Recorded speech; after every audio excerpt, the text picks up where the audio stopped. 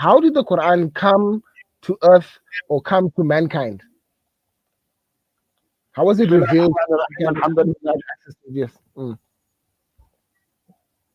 Okay. بسم الله الرحمن الرحيم الحمد لله رب العالمين وأصلي وأسلم على أشرف المرسلين سيدنا محمد وعلى آله وصحبه أجمعين.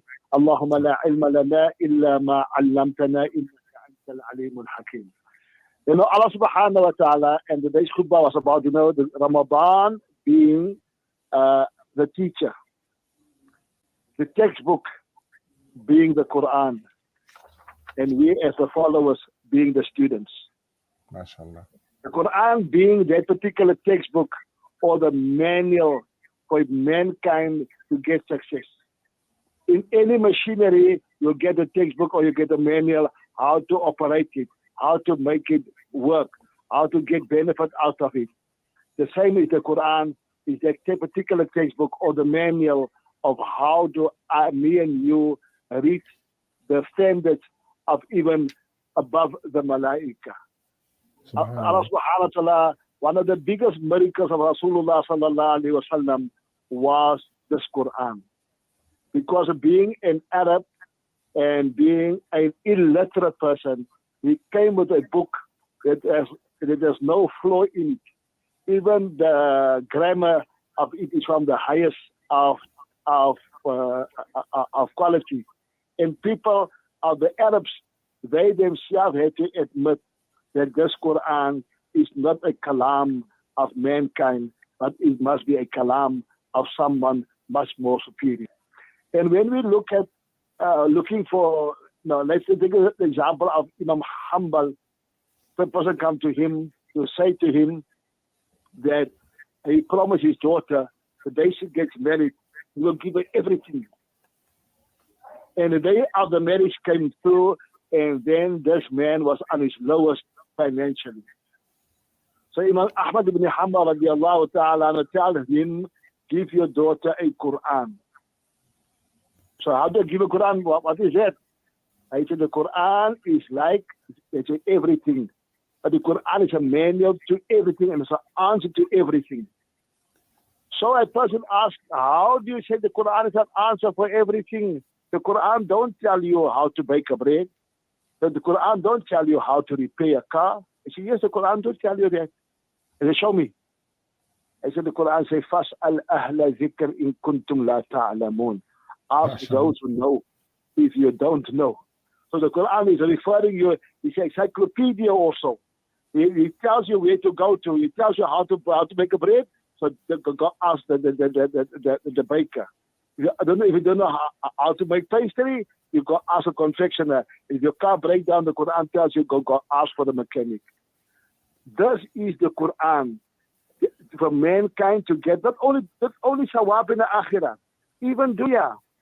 What type of person should me and you be? The Quran telling me, as you know, telling us, لَقَدْ كَانَ فِي رَسُولِ اللَّهِ أُسْوَةٌ حَسَنَةٌ.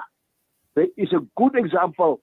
If you want a person, you want to lead somebody, if you want somebody to be your mentor, the Quran tells you who you take as a mentor. The Quran tells you what is your relationship with mankind, and even in your financial way, even in your business, economics, the Quran will tell you how about it. So the whole manual is being printed and being recited. Allah give us a tawfiq and hidayah that we understand the words so that we may implement it in our life so that our life can be directed in a beautiful way, inshallah. I mean, Moulana, when the wahi would come down, Sayyidina Aisha radiallahu anha, she narrated a hadith, excuse me, when she was with the Nabi sallallahu alayhi wasallam and the wahi would come down. Can you perhaps share with the listeners what was the condition when the wahi would come down when people were with Rasulullah sallallahu alayhi wasallam? There was even a time where he would be on a camel and the camel would sit down and groaning under the weight of Rasulullah sallallahu alaihi wasallam, only at the time when the wahi would come down. Perhaps if you could share that with the viewers as well.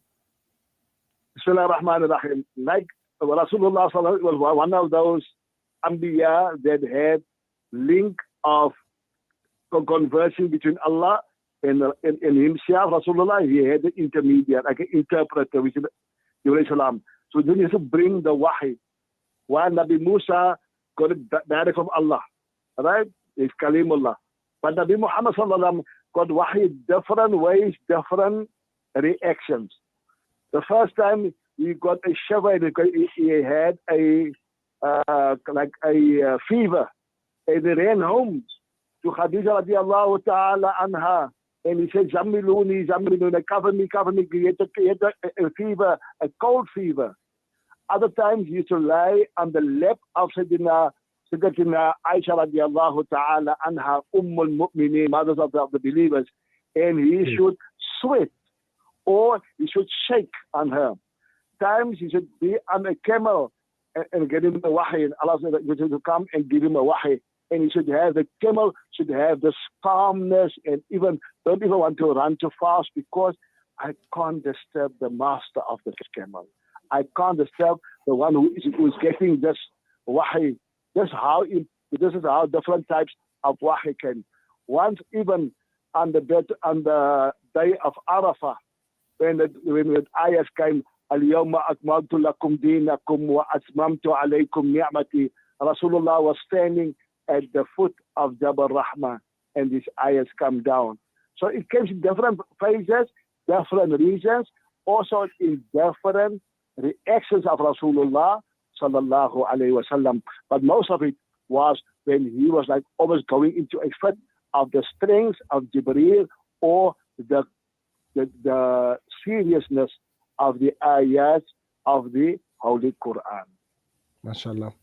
Moulana Muhammad, when Rasulullah sallallahu alayhi wasallam passed away, Sahaba radiallahu anhum, they obviously mourned the passing of the Sayyidina Muhammad Rasulullah sallallahu alayhi wasallam. And one of the comments that were made by Sahaba radiallahu anhum was that Jibreel is no longer going to come, because the wahi would qad inqata al wahyu. Jibreel is no longer going to come. We're not going to see him anymore. Was the revelation during the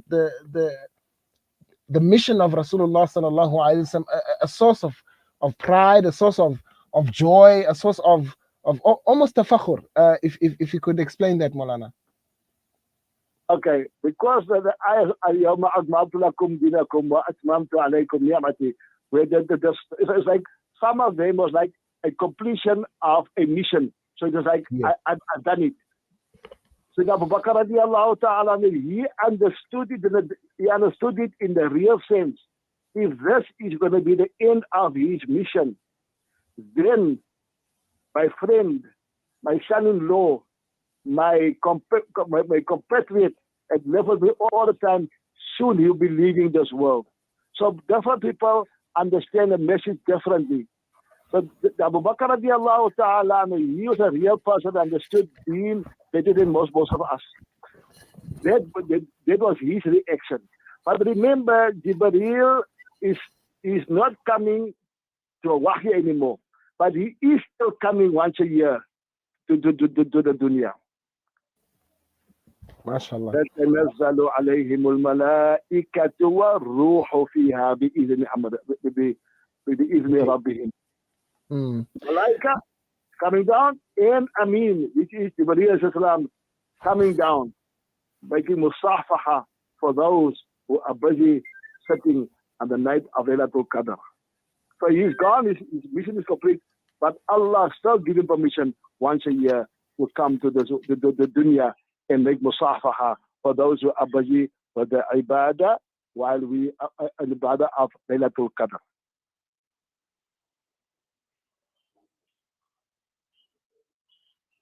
During the time of Rasulullah sallallahu alaihi wasallam, during the 23 years of wahi, there was a time when the first Iqra bismi rabbika alladhi khalaq, when after that revelation, there was a period where it was just quiet, silent.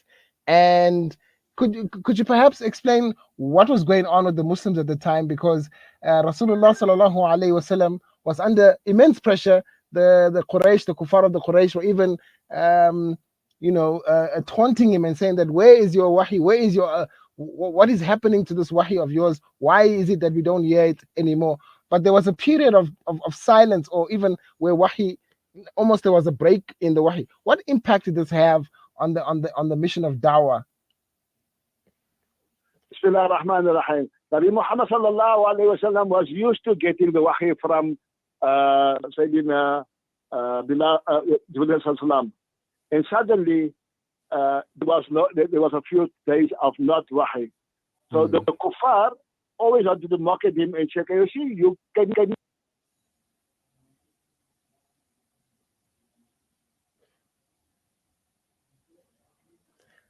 Moulana, are you there? Oh, it seems that we've lost Moulana. We have Abdul Salam on the controls right now. Abdul Salam, could you get Moulana back on the line? And hopefully, inshallah, we can continue our discussion. Very fascinating discussion we're having right now about the history of the Quran, and Moulana Muhammad Cassim giving us some very important facts about understanding the revelation of the Quran Kareem, and also, inshallah, so we can understand and appreciate the Quran that we've been reciting every single day in Taraweeh, and also in our own personal capacity. Moulana, are you still there? Assalamu alaikum.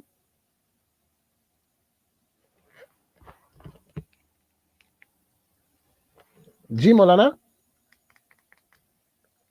Okay, I think there seems to be a problem. Okay, I think Abdul Salam is going to get him back, inshallah. So we'll just take a short break and hopefully come back and get our guest back on the line.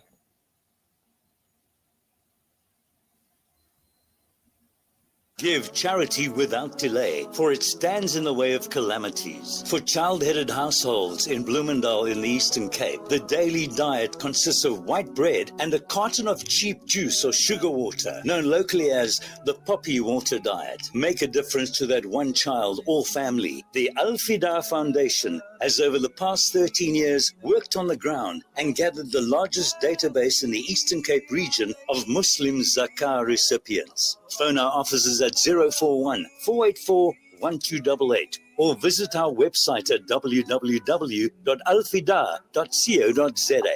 The Al-Fida Foundation, your social investment partner in the Eastern Cape. What makes Randery Jewelers the optimum place for your memorable gift? Is it our range of exclusive, high-end, luxurious jewellery? Or is it our master craftsmanship of all your bespoke jewellery needs? We believe it's because at Randery Jewelers, we know just how to make your special moments last forever. Whether it's for a wedding, anniversary, maybe the phone died. show your love. Trust Randery Jewelers to make it special. www.randeryjewelers.com. Make your moments last forever with Randery Jewelers, the family name you can trust. There are an estimate of 153 million orphans worldwide. Change their lives by donating towards our Orphan Kind program. For 750 Rand per month, you can be the reason an orphan smiles. Go on, be Orphan Kind. Visit www.pennyappeal.org.za or call 031 1100 573